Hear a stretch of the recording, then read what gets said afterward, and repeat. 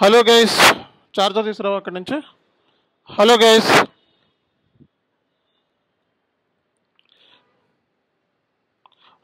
అందరికీ నా వాయిస్ వినపడుతుందా? ప్లీజ్ కన్ఫర్మ్ చేయండి. Online students everyone please confirm. Please confirm, is my voice is audible or not? So అందరికీ నా వాయిస్ వినపడుతుందా? సో నోట్తో చెప్పాలి.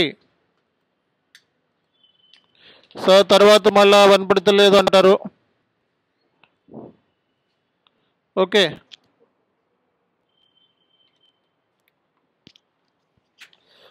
సి గైస్, మనకి ఈ రోజు నుంచి మనకి R2R సంబంధించిన ఫస్ట్ సెషన్. సో నిన్నటి క్లాస్లో మనం R2R అంటే ఏంటి, R2Rలో మార్కెట్ స్కోప్ ఎలా ఉంది, R2R సిలబస్ ఏంటి, ఓకే, సో అలాగే మనకి డ్యూరేషన్ ఏంటి, సో ఇలాంటి డిస్కషన్స్ అన్నీ కూడా నిన్నటి సెషన్లో మనం చేసామన్నమాట. సో మరి ఈరోజు సెషన్లో మనం R2R సంబంధించిన డిస్కషన్స్ అనేది కంప్లీట్గా ఈరోజు మనం డిస్కస్ చేద్దాం. సో అందరికీ నా స్క్రీన్ విజిబులా? చెప్పాలి, వైట్ స్క్రీన్ విజిబులా?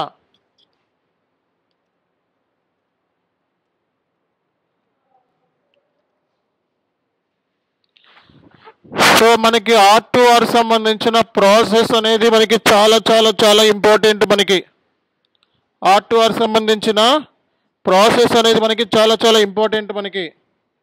సో R2R సంబంధించి మనకి R2R అంటే ఏంటి, ఎవరు చెప్తారండి?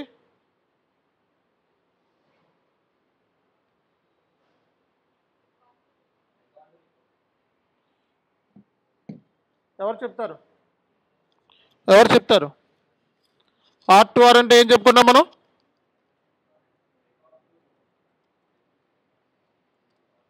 సో R2R అంటే మనకి రికార్డ్ టు రిపోర్ట్. R2R అంటే మనకి రికార్డ్ టు రిపోర్ట్ అంటారు. రికార్డ్ అంటే మనం ట్రాన్సాక్షన్స్ని SAPలో రికార్డు చేయటం అనమాట. సో SAPలో మనకి రికార్డ్ అంటే ఏంటండి? సో SAPలో మనకి ట్రాన్సాక్షన్ని రికార్డు చేయటం అనమాట. ఓకేనా? సో కాబట్టి రికార్డ్ టు రిపోర్ట్ ప్రాసెస్ అనేది మనకి రియల్ టైంలో చాలా చాలా ఇంపార్టెంట్ రోల్ అనేది ప్లే చేస్తూ ఉంటుంది. ఎందుకంటే starting point books of accounts, financial statement prepare చేయాలి అంటే ఫైనాన్షియల్ స్టేట్మెంట్స్ అంటే ఏంటి, ఎవరు చెప్తారు? Profit and loss account, balance sheet, cash flow statements, ఇవన్నీ కదా. ఫైనాన్షియల్ స్టేట్మెంట్ని ప్రిపేర్ చేయాలి అంటే ఫస్ట్ స్టెప్ ఏంటి? రికార్డింగ్. అంటే రికార్డింగ్ అంటే ఏం రికార్డు చేయాలి? SAP S/4HANA సిస్టమ్ ఫ్యూరీ యాప్స్లో. ఎక్కడ? S/4HANA సిస్టము ఫ్యూరీ యాప్స్లో మనం ట్రాన్సాక్షన్ అనేది రికార్డు చేస్తామన్నమాట. సో ట్రాన్సాక్షన్ అంటే మనకి ఇక్కడ ఏంటిది చెప్పండి? What is meant by transaction? రెగ్యులర్గా కంపెనీ అన్న తర్వాత ప్రతిరోజు కూడా పర్చేజెస్, సేల్స్, కొనటం, అమ్మటం, పేమెంట్లు చేయడం ఎంప్లాయీస్కి, ఇవన్నీ కూడా మనీతో మెజర్మెంట్ చేయగలిగే వాటిని ఏమంటాం మనం? ట్రాన్సాక్షన్ అంటారు. Transaction means which we can expressed in terms of money. So మనీతో మెజర్మెంట్ చేయగలిగే దాన్ని మనం ఏం చెప్తాము? మరి SAPలో మనం మనీతో మెజర్మెంట్ చేసేవాడిని రికార్డు చేయాలా వద్దా? రెంట్ పెయిడ్ దాంట్లో మనీ ఉందా లేదా? శాలరీ పెయిడ్ మనీ ఉందా లేదా? సో అంటే ట్రాన్సాక్షన్స్ అంటే which we can expressed in terms of money, మనీతో మెజర్మెంట్ చేసే వాటిని మనం ట్రాన్సాక్షన్స్ అంటారు. అవి SAPలో మనం రికార్డ్ అనేది చెయ్యాలి. సో రికార్డు చేయటం అంటే ఆల్ ట్రాన్సాక్షన్స్ని మనకి రికార్డు చేయాలి మనం, అవునా కదా? సో ఆల్ ట్రాన్సాక్షన్స్ అంటే ట్రాన్సాక్షన్స్లో మనకి accounts payable, accounts receivable, GL, fixed asset, ఇవన్నీ కూడా ట్రాన్సాక్షన్స్ ఉంటాయి కదా. అసెట్ కొన్నాం, అసెట్స్ అంటే ఏంటిది? Land, building, furniture, fixtures, record చేయాలా వద్దా? అవుట్ స్టాండింగ్ సాలరీ రికార్డు చేయాలా వద్దా? అంటే మన ప్రతి ట్రాన్సాక్షన్ని రికార్డు చేస్తాం. Which we can express in terms of మనీతో మెజర్మెంట్ చేసేవన్నీ కూడా మనకి ఫాలో అయ్యేది బుక్స్ ఆఫ్ అకౌంట్ క్యాష్ బేసిసా అక్రూవల్ బేసిసా? మనం ఎక్కడో విన్నట్టుంది అక్రూవల్ అనే కాన్సెప్ట్ ఉందా లేదా? సో మనం ఫాలో అయ్యేది అక్రూవల్ బేసిసా లేకపోతే క్యాష్ బేసిసా మనం ఫాలో అయ్యేది బుక్స్ ఆఫ్ అకౌంట్స్?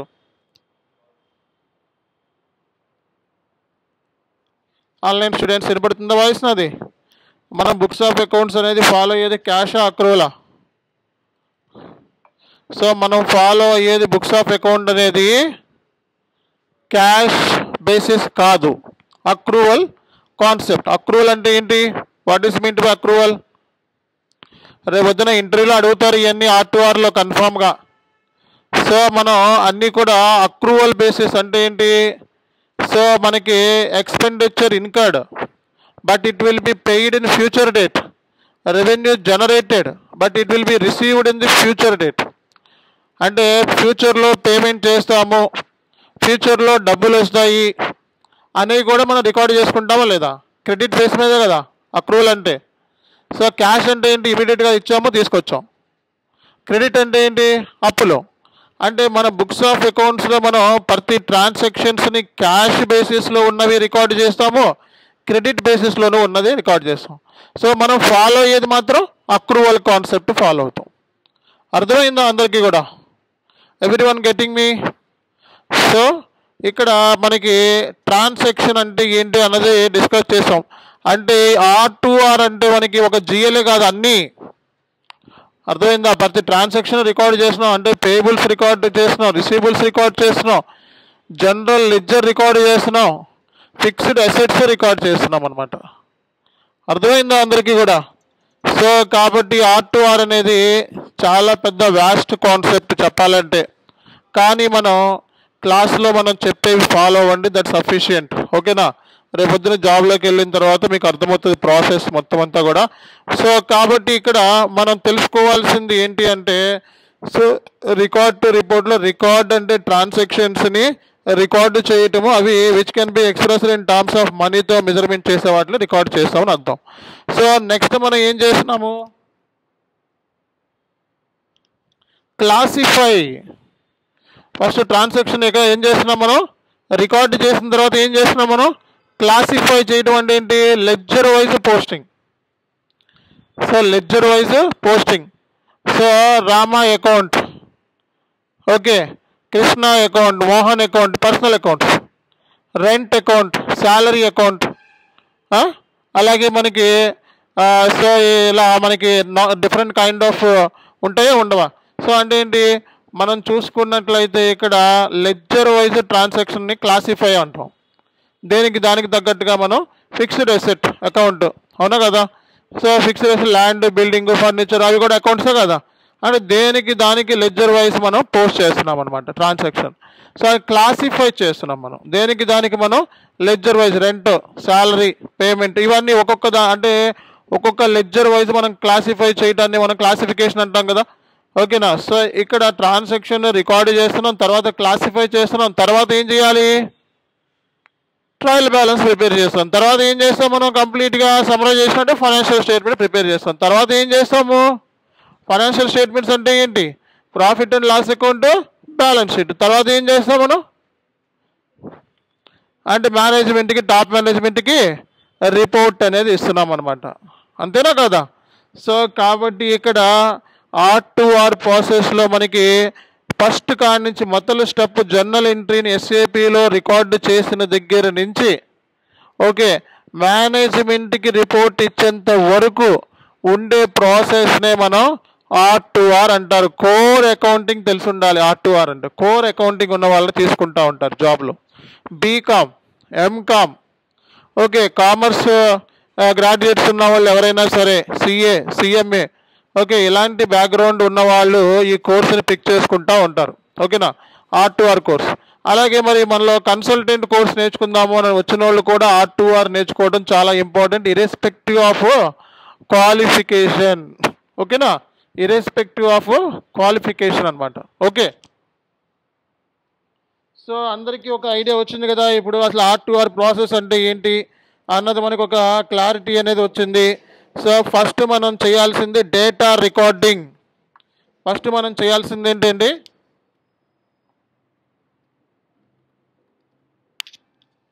సో మనం డేటా రికార్డింగ్ అనేది చెయ్యాలి. ఓకే, సో ఇందులో మనకి జర్నల్ జస్ట్ కామన్గా ఉండి కొన్ని చెప్పండి, ఇవి దేనికి సంబంధించింది, జర్నల్ ఎంట్రీ అనమాట.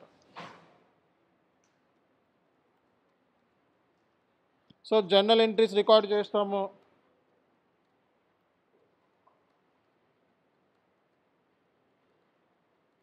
సో కస్టమర్ వెండర్ సంబంధించిన so invoices,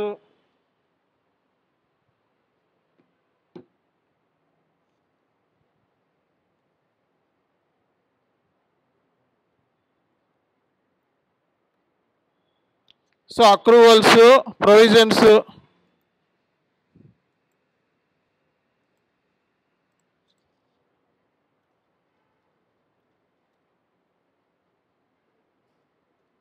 so asset related,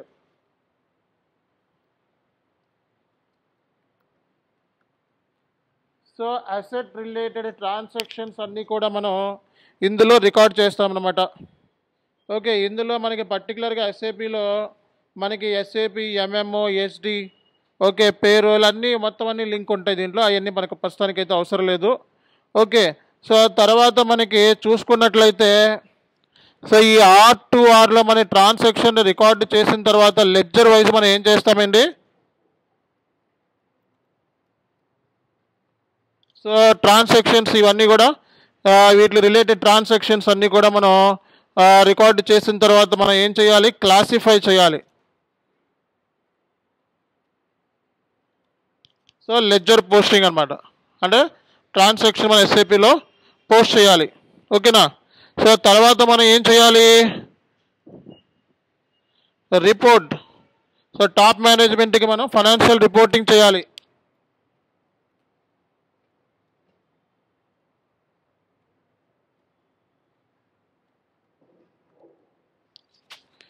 so financial రిపోర్ట్స్లో మనకి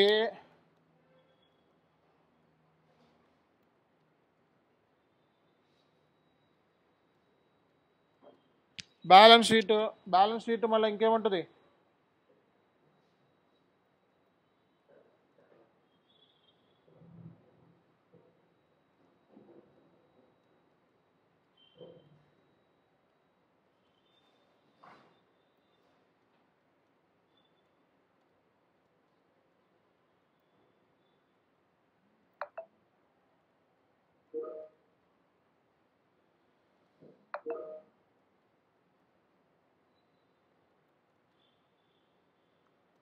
సో రేపొద్దున ఎవరైనా ఫైనాన్షియల్ స్టేట్మెంట్స్లో మనకి ఏమేమి ఉంటాయి, ఏ కైండ్ ఆఫ్ రిపోర్ట్స్ అని అడిగితే సో మనకి ట్రయల్ బ్యాలెన్స్ అనేది మన కన్ఫర్మేషన్ కోసం, తర్వాత సో బ్యాలెన్స్ షీట్, తర్వాత ప్రాఫిట్ అండ్ లాస్ అకౌంట్, తర్వాత ఏముంటుంది, సో క్యాష్ ఫ్లో స్టేట్మెంట్, తర్వాత tax and statutory reports.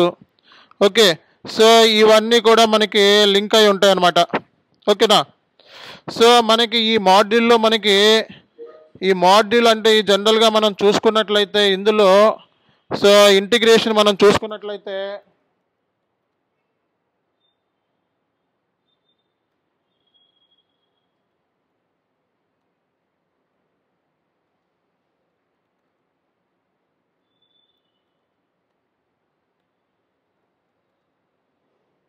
So ఇవన్నీ ఇంటర్లింక్డ్ అనమాట.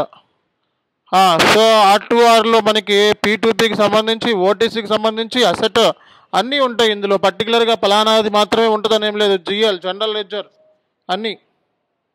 ఓకే, సో దీంట్లో మనకి అన్ని విషయాలు మనం తెలుసుకుంటాం అన్నమాట.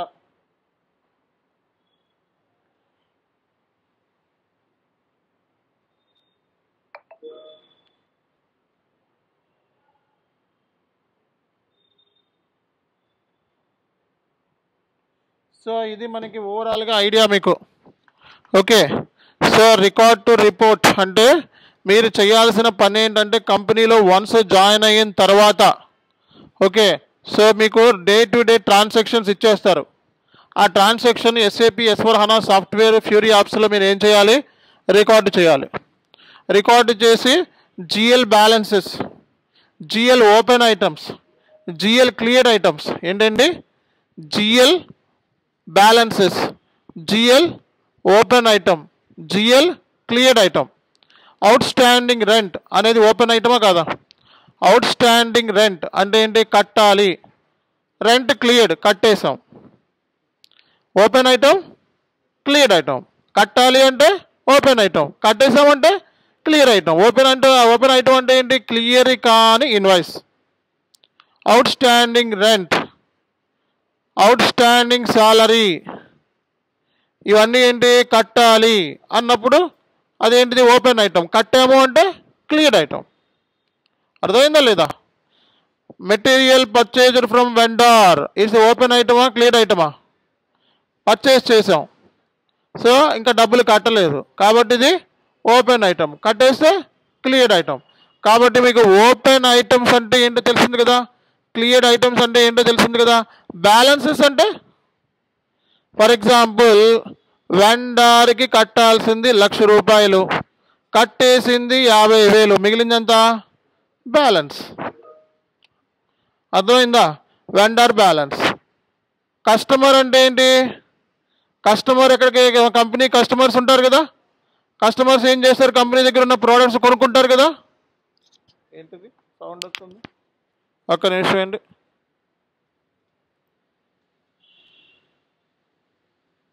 సో ఎవరు రైస్తారా hands? Okay, raise problem anything? Okay. So open item అంటే కట్టాల్సింది, క్లియర్ ఐటమ్ అంటే కట్టేసింది. కస్టమర్ అన్న వాడు ఉంటాడు. కస్టమర్ ఏం చేస్తాడు, ప్రోడక్ట్స్ కంపెనీలో కొంటా ఉంటాడు, మన దగ్గర ఉన్న ప్రోడక్ట్స్ కొనుక్కుంటా ఉంటాడు. కస్టమరు డబ్బులు కట్టాలి అనేది ఓపెన్ ఐటమే కదా. కట్టాడు అంటే క్లియర్ ఐటమ్ కదా. అంటే ఇన్వాయిస్ అంటే ఓపెన్ ఐటమ్, పేమెంట్ అంటే క్లియర్ ఐటమ్. కస్టమర్ పేమెంట్ కంపెనీకి ఏంటిది, ఇన్కమింగా అవుట్ గోయింగా, ఇన్కమింగ్. వెండార్ పేమెంట్ అంటే, వెండార్ అంటే ఎవరు, కంపెనీకి సర్వీసెస్ని ప్రొవైడ్ చేసేవాడు. మనం కంపెనీ అన్న తర్వాత మెటీరియల్ కొనుక్కుంటా ఉంటుందా లేదా, సో మనకి మెటీరియల్స్ కావాల్సి వస్తుందా లేదా, సప్లయర్ అనమాట. సో మనకి వెండార్ అనే వాడి దగ్గర నుంచి మనం ఏం కొనుక్కుంటాం, మెటీరియల్స్ కొనుక్కుంటాం లేదా సర్వీస్ కొనుక్కుంటా ఉంటాం. సో దానికి మనం ఏం చేయాలి, పేమెంట్ చేయాలి. వెండార్ ఇన్వాయిస్ పంపిస్తాడు, దానికి ఏం చేయాలి, మనం పేమెంట్ చేయాలి. సో మనకి వెండార్ ఇన్వాయిస్ అంటే ఏంటి అంటే, వెండార్ అనేవాడు మనకి ఏం చేస్తాడు, వాడి దగ్గర మెటీరియల్ కొన్నందుకు కానీ ఇదిగో ఇన్వాయిస్ డబ్బులు కట్ట అంటాడు. అప్పుడు ఏం చేస్తాం, మనం పేమెంట్ చేస్తాం.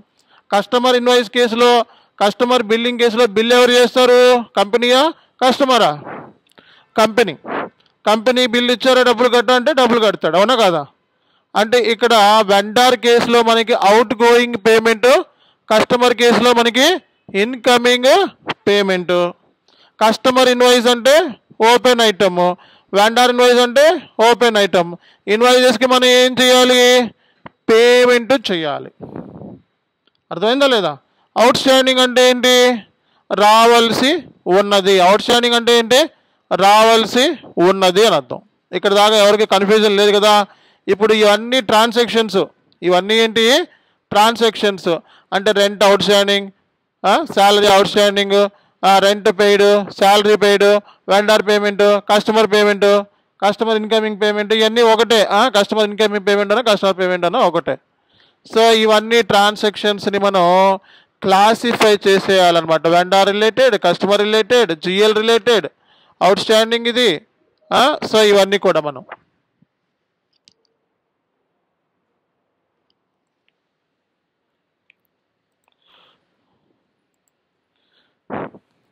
ఓకే.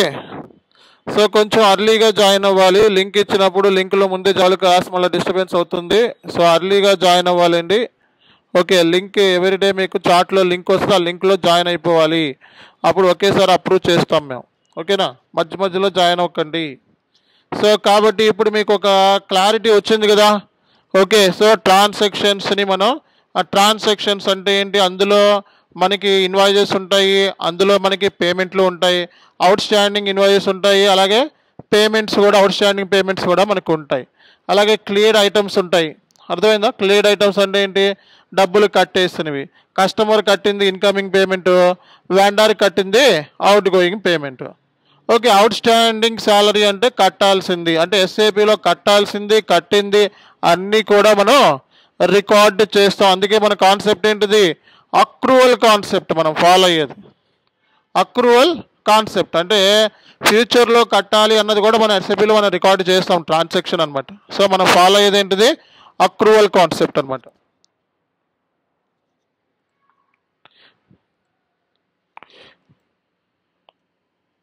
సో ఎందుకు సౌండ్ వస్తుంది? ఇందులో ఎవరైనా రైజ్ ఎందుకు చేస్తున్నారు hands? Any issues? Okay, so కాబట్టి అందరికీ కూడా ఒక క్లారిటీ అనేది వచ్చేసింది. అవుట్ స్టాండింగ్ అంటే ఏంటి అనేది ఒక క్లారిటీ వచ్చేసింది. ఓకే, ఎస్ఏపిలో మీరు సో డేటా క్యాప్చర్ చేయాలి. ట్రాన్సాక్షన్ డేటా క్యాప్చర్ అంటే ఏంటి? రెంట్, శాలరీ డీటెయిల్స్ వరిస్తారు. నీకు ఒక సెపరేట్ టీం ఉంటుంది కంపెనీలో. ఓకే, సో ఆ ట్రాన్సాక్షన్ డేటా నీ దగ్గరికి వచ్చేస్తే నువ్వు ఏం చేయాలి? ఎస్ఏపిలో దాన్ని తీసుకెళ్ళి ఎంటర్ చేయాలి. నువ్వేం చేయాలి? దాన్ని ఎస్ఏపిలో S/4HANAలో దేంట్లో ఏ యాప్లో మనం ఎంటర్ చేస్తాం? ఇవన్నీ కూడా ఫ్యూరీ యాప్స్లో చేసామని చెప్పాలి. ఫ్యూరీ యాప్స్, ఓకేనా? సో అలాగే మనకి అకౌంట్స్ పేయబుల్ అంటే ఏంటి చెప్పండి? What is mean to accounts payable? Accounts payable ఇవన్నీ R2Rలో బేసిక్స్ నేర్చుకోవాలి. ఇవన్నీ అకౌంట్స్ పేయబుల్ అంటే ఏంటి? So what is mean to accounts payable? Pay అంటే ఎవరికి పేమెంట్ చేయాలి?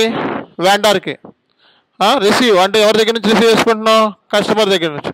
So vendor payments, out going payments. Account payable అంటే వితిన్ 365 డేస్లో మనం ఎవరికి పేమెంట్ చేయాలి? వెండర్కి పేమెంట్ చేయాలి. కాబట్టి accounts payable is a current liability. Accounts payable అనేది ఏంటి? కరెంట్ అసెట్టా, కరెంట్ లయబిలిటీనా? Current liability. అకౌంట్స్ రిసీవబుల్ అంటే కరెంట్ అసెట్. అంటే వితిన్ 365 డేస్ లోపల కస్టమర్ దగ్గర నుంచి డబ్బులు వస్తున్నాయి. అర్థమైందా? సో అదేంటిది? క్రెడిట్ బేసా లేకపోతే క్యాష్ బేసెసా? మనం ఇచ్చింది క్రెడిట్ బేస్. వితిన్ 365 డేస్ లోపల మనకి ఎవరి దగ్గర నుంచి డబ్బులు వస్తున్నాయి? కస్టమర్ దగ్గర నుంచి డబ్బులు వస్తున్నాయి. కాబట్టి అది అకౌంట్స్ రిసీవబుల్. మేడం మీరు బీకామ్ అందరూ కూడా రైట్. సో కాబట్టి ఇక్కడ పేయబుల్స్, రిసీవబుల్స్ అంటే ఏంటో మీకు తెలిసిపోయింది. వితిన్ 365 డేస్లో మనకి కస్టమర్ వెండర్కి పేమెంట్ చేయాలి. సో క్రెడిట్ బేస్ మీద తీసుకున్నాం మనం. ఇది అర్థమైందా? క్రెడిట్ బేస్ మీద వితిన్ 365 డేస్లో కస్టమర్ దగ్గర నుంచి డబ్బులు వస్తున్నాయి. వాడు ఏ బేస్ మీద తీసుకున్నాడు? క్రెడిట్ బేస్ మీద తీసుకున్నాడు. సో కాబట్టి అకౌంట్స్ పేయబుల్ అంటే కరెంట్ లయబిలిటీ, అకౌంట్స్ రిసీవబుల్ అంటే కరెంట్ అసెట్స్. బ్యాలెన్స్ షీట్లో మనకి కరెంట్ లయబిలిటీస్, కరెంట్ అసెట్స్ అని ఉంటాయి. చెప్పండి, కరెంట్ అసెట్స్లో బ్యాలెన్స్ షీట్లో ఏముంటాయి? ఎవరు చెప్తారు?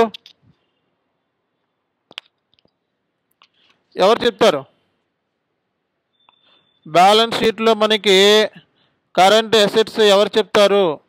ఎవరు మాట్లాడుతారో ఈరోజు? ఏంటి అసలు ఆన్లైన్ స్టూడెంట్స్ ఏమైంది? Any issues, any technical default problems వచ్చినాయా? ఓకే, సో కరెంట్ అసెట్స్ అంటే చూడండి, మనకి బ్యాంక్ కరెంట్ అసెట్టా కాదా? క్యాష్ ఇన్ హ్యాండ్ కరెంట్ అసెట్టా కాదా? సో అడ్వాన్స్ పేమెంట్స్ కరెంట్ అసెట్టా కాదా? సో మనకి అడ్వాన్స్ పేమెంట్సా రిసిప్ట్సా?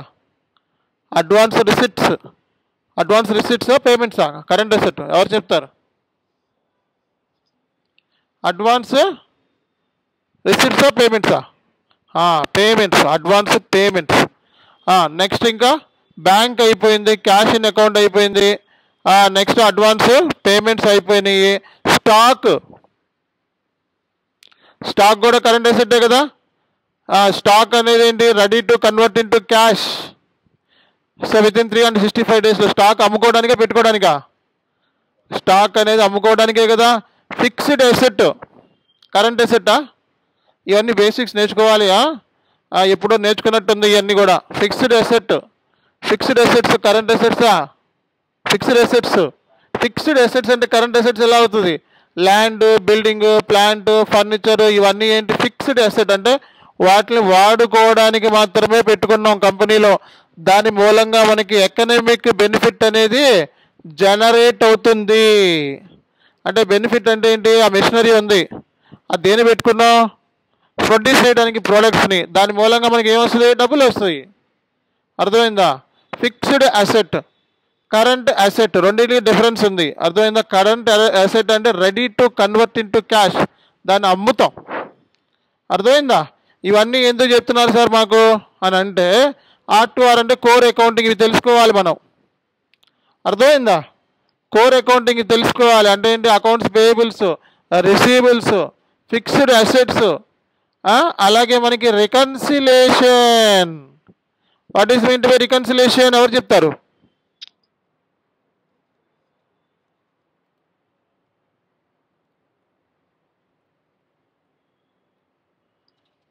సో మనకి రికన్సిలేషన్స్ ఏమున్నాయి చెప్పండి?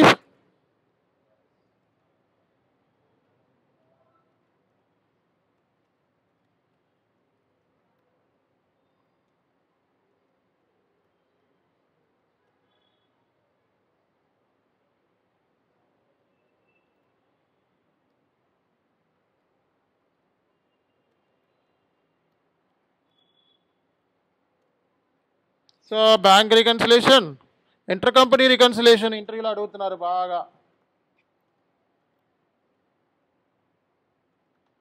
ఇంటర్ కంపెనీ రికన్సిలేషన్ కూడా ఎక్కువ అడుగుతారు. అర్థమైందా? సో ఇవన్నీ కలిపితే మనకి GRIR రికన్సిలేషన్,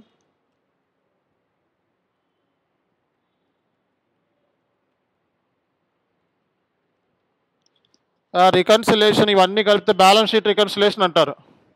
ఏమంటారు? బ్యాలెన్స్ షీట్ రికన్సిలేషన్స్ అంటారు. ఓకే. సో మనకి రికన్సిలేషన్లో మెయిన్ R2Rలో మీరు నేర్చుకోవాల్సింది fixed asset reconciliation, bank reconciliation, inter company reconciliation confirm ఇంటర్వ్యూకి. అర్థమైందా?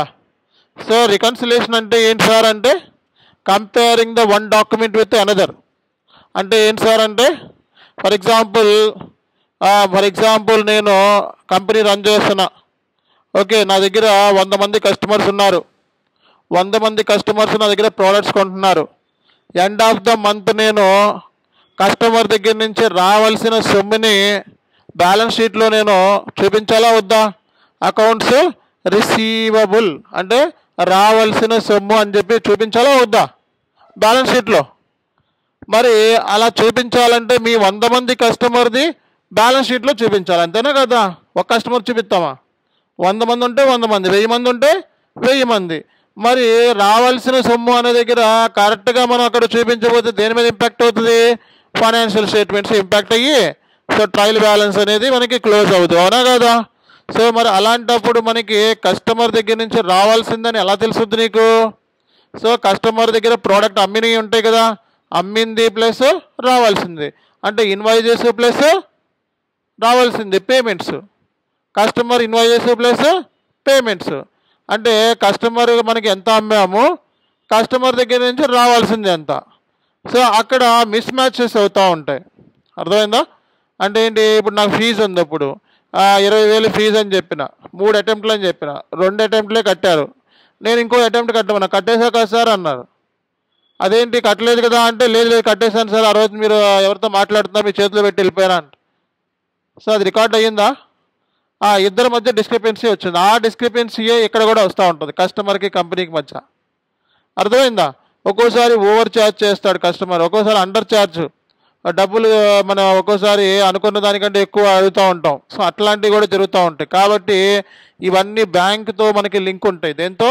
బ్యాంక్. అందుకే SAP R2Rలో మనకి బ్యాంక్ రికన్సిలేషన్ అనేది మస్ట్ కంపల్సరీ.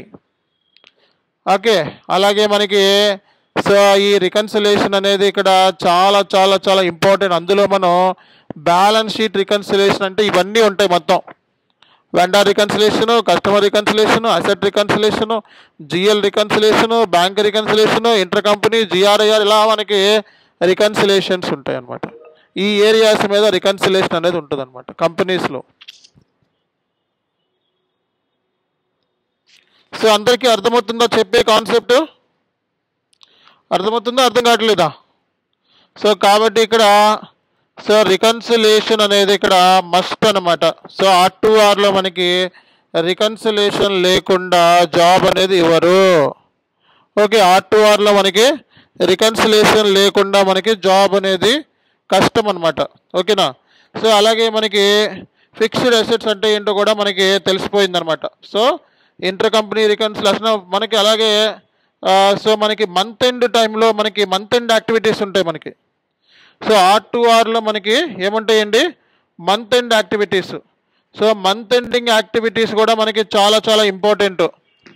సో మనకి R2Rలో మంత్ ఎండ్ అంటే ఎవ్రీ మంత్ పర్ఫామ్ చేసే కొన్ని మంత్ ఎండ్ యాక్టివిటీస్ ఉంటాయి అన్నమాట.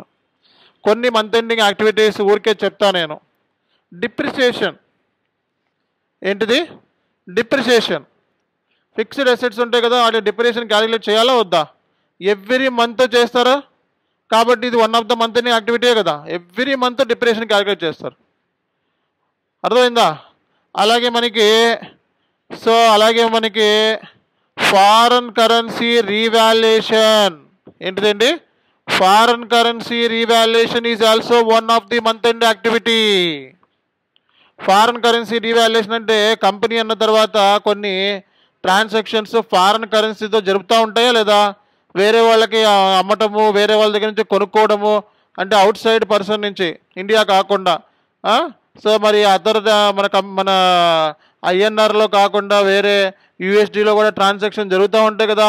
అవన్నిటిని మనం బ్యాలెన్స్ షీట్లో ఇండియన్ కరెన్సీలో చూపించాలా, USA కరెన్సీలో చూపించాలా? మన బ్యాలెన్స్ షీట్ ఇండియాలో ఉంది కాబట్టి ఇండియన్ కరెన్సీస్లో మన బుక్స్ ఆఫ్ అకౌంట్స్ ఉన్నాయి కాబట్టి ఇండియన్ కరెన్సీస్లోనే చూపించాలి కదా. సో కాబట్టి రీవాల్యుయేట్ చేయాలన్నమాట. మంత్ ఎండ్ టైంలో ఏం చేయాలి? రీవాల్యుయేషన్. అంటే what ever the currencies, what ever the transactions posted in the other than company code currency, that should be converted into local currency end of the month.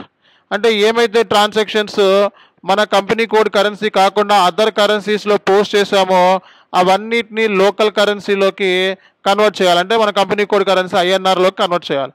So అలాంటి వాటిని ఏమంటారు? Foreign currency revaluation. ఇవన్నీ కూడా concepts అనమాట.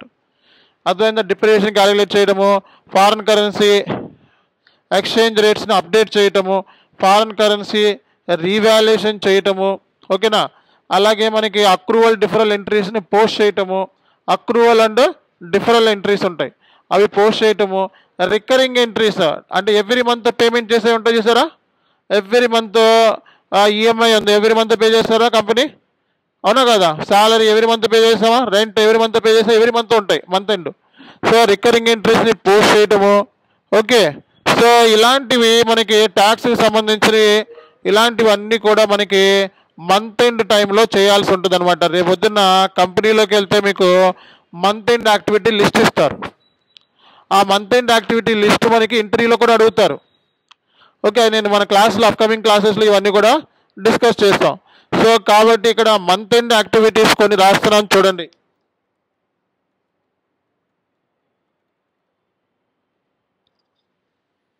ఇందాక నుంచి ఏంది sound వస్తుంది మనకి?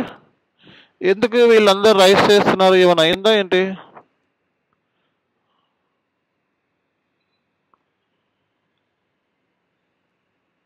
స్క్రీన్ రికార్డ్ అవుతుందండి, డోంట్ వరీ.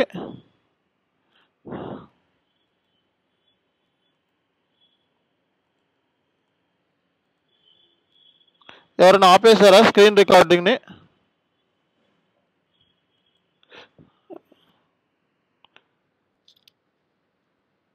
సో ఇక్కడ ఇచ్చాను చూడండి.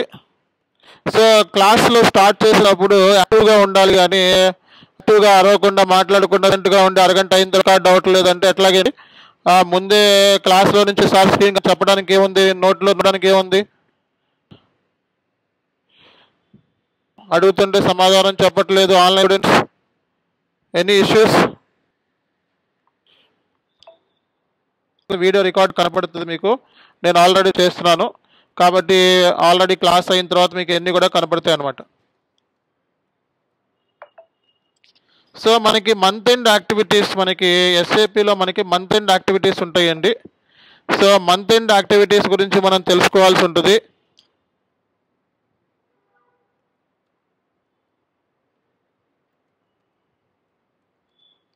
Accrual డిఫరల్ entry posting,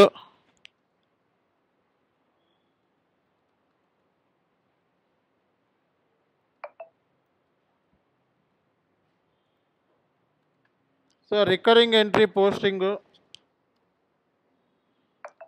accrual డిఫరల్ entry posting, recurring entry posting, ఇవన్నీ కూడా సో మంత్ ఎండింగ్ యాక్టివిటీస్లో పార్టే అనమాట. ఓకేనా? సో ఇవన్నీ కూడా మంత్ ఎండింగ్ యాక్టివిటీస్లో మనకి పార్టే. ఓకే,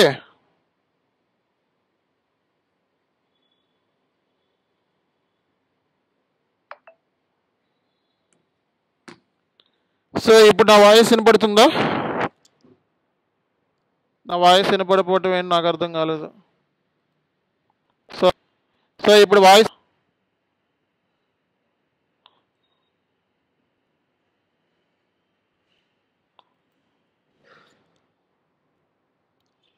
హలో, ఇప్పుడు నా వాయిస్ వినపడుతుందా? వాయిస్ వినపడుతుందా లేదా ప్లీజ్ కన్ఫర్మ్ చేయాలని ఫస్ట్లోనే చెప్తున్నాను నేను అందరికీ కూడా.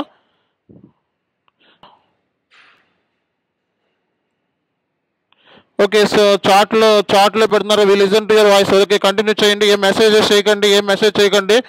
రికార్డెడ్ వీడియోలో మీకు అన్నీ కూడా క్లియర్ కట్గా వస్తాయి. ప్రస్తుతానికైతే ఏం మెసేజెస్ ఏమి చేయకండి. ఓకేనా? Stop messages. ఓకే, మీ వాయిస్ నాకు వినపడటం లేదా? ఓకే, మీ వాయిస్ వినపడిపోతే నాకు సో జస్ట్ నాకు ఏమి క్వశ్చన్ అడగాలంటే చాట్లో పెట్టండి, దానికి ఆన్సర్ చేస్తాను. ఓకే, సో నా వాయిస్ వినపడితే చాలు ప్రజెంట్ అయితే.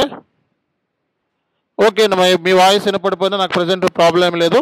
సో ఈ ఒక్క క్లాస్కి మరి ఎందుకో మరి చూద్దాము, తర్వాత చూద్దాం. రైట్, సో నా వాయిస్ వినపడుతుంది కదా, let me complete.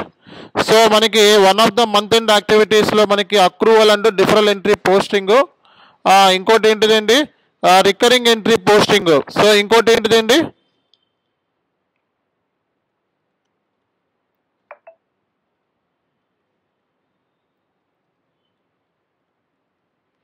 Foreign currency revaluation.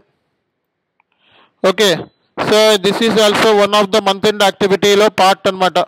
Foreign currency revaluation అనేది కూడా one of the month ending యాక్టివిటీస్లో పార్ట్ అనమాట. ఫారెన్ కరెన్సీ రీవాల్యుయేషన్ అనేది కూడా one of the month ending పోస్ట్లో ఇది మనకి one of the month end activities అనమాట.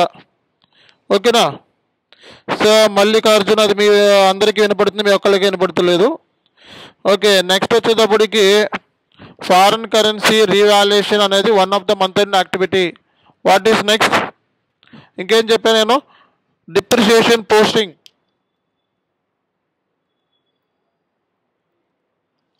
సో డిప్రిసియేషన్ పోస్టింగ్ అనేది కూడా one of the month end యాక్టివిటీసే అనమాట.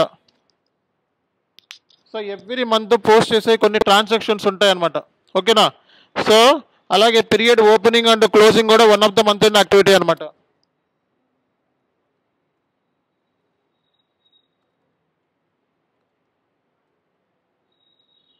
So period opening and closing is one of the month end activity in SAP.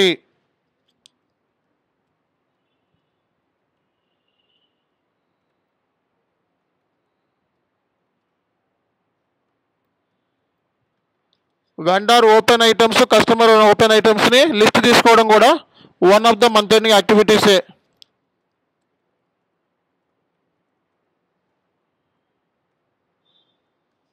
Bank reconciliation.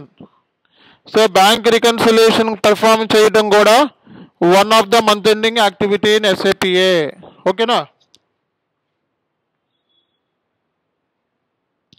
So ఇవన్నీ కూడా మనకి month ending యాక్టివిటీస్లో part అనమాట.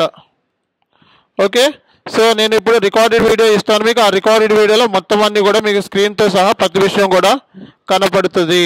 సో మీకు ఫస్ట్లో నేను క్లాస్ ఆడినప్పుడు వినపడిపోతే వెంటనే మెసేజ్ అన్నా చేయాలి, లేకపోతే సో వెంటనే మనకి నోటిఫికేషన్ అన్న కాల్ చేయటమో ఇంకోటి చేయటమో చేయాలి. ఓకే, నేను ఫస్ట్లోనే అడుగుతాను. సో ప్లీజ్ అందరికీ వినపడుతుందా అని చెప్పి అడుగుతానే ఉన్నా నేను. ఓకే, స్టార్టింగ్ నుంచి. ఓకే, సరే. సో స్క్రీన్ షేర్ అనేది ఇందులో కనపడుతుంది, రికార్డెడ్ వీడియోలో కనపడుతుంది, నో వరీస్.